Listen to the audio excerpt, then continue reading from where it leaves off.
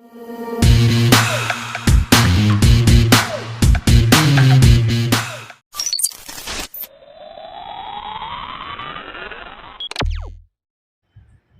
friends, எல்லாரும் எப்படி இருக்கீங்க? நல்லா இருக்கீங்களா?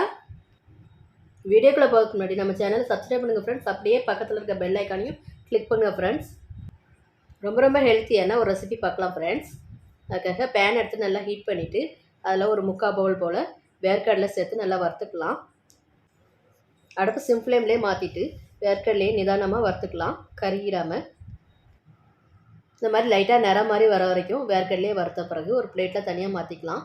வேர்க்கடலை எந்த அளவுக்கு எடுத்தோமோ அதே அளவுக்கு எள்ளு எடுத்து இப்போ பேனில் சேர்த்துக்கலாம். இப்போ எள்ளையும் பேனில் சேர்த்ததுக்கப்புறம் எள்ளு நல்லா மணம் வரும், அந்த அளவுக்கு வறுத்துக்கலாம். எள்ளு நல்லா வறுபட்டதுக்கப்புறம் வேர்க்கடலை கூட எள்ளையும் சேர்த்து கொட்டி வச்சுக்கலாம். எள்ளும் வேர்க்கடலையும் எந்த அளவுக்கு எடுத்தோமோ அதே அளவுக்கு தேங்காய் துருவலை எடுத்து பேனில் சேர்த்து தேங்காவோட ஈரப்பதம் போகிற அளவுக்கு நல்லா வறுத்துக்கலாம்.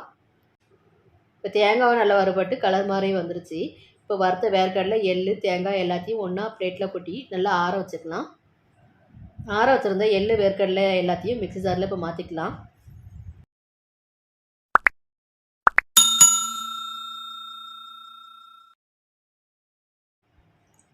இப்போ எல்லாத்தையும் மிக்ஸி ஜாருக்கு மாற்றினதுக்கப்புறம் அதே 3/4 பவுல் அளவுக்கு நாட்டு சர்க்கரையை கூடையே சேர்த்துக்கலாம். நல்லா வாசமாக இருக்கிறதுக்காக ஒரு 3 ஏலக்காவை சேர்த்துக்கலாம். இப்போ நம்ம சேர்த்துருந்த எள்ளு, வேர்க்கடலை, நாட்டு சர்க்கரை எல்லாம் ஓரளவுக்கு மிக்ஸி ஜாரில் அரைப்பட்டதுக்கப்புறம் கடைசியாக ஒரு 10 முந்திரி பருப்பை சேர்த்து திரித்து எடுத்துக்கலாம். வேர்க்கடலையும் எள்ளையும் ரொம்ப மையாக திரிக்காமல் இந்த மாதிரி 1-2மா திரித்து ஒரு பிளேட்டில் சேர்த்துக்கலாம். இப்போ நம்ம திரித்து எடுத்த எள்ளு, வேர்க்கடலை லட்டை உருண்டையாக நல்லா பிடிச்சி எடுத்துக்கலாம். ஆயில் பதம் இருக்கிறதுனால நமக்கு உருண்டை பிடிக்கிறதுக்கு ஈஸியாக வரும். அப்படி வரலன்னா கொஞ்சமாக நெய் சேர்த்துட்டு உருண்டை பிடிச்சிக்கோங்க. மீதி இருக்கிறதையும் இந்த மாதிரி உருண்டை பிடிச்சி எடுத்து வச்சுக்கோங்க. எள்ளு சாப்பிடாத குட்டீஸ்க்கு நீங்கள் இந்த மாதிரி ஸ்நாக்ஸ் செஞ்சு கொடுங்க, ரொம்ப ஹெல்த்தியானது கூட. ஃப்ரெண்ட்ஸ், லைக் பண்ணுங்கள், கமெண்ட் பண்ணுங்கள், ஷேர் பண்ணுங்கள், மறக்காமல் சப்ஸ்கிரைப் பண்ணுங்கள், பக்கத்தில் இருக்க பெல் ஐக்கானை கிளிக் பண்ணுங்கள்.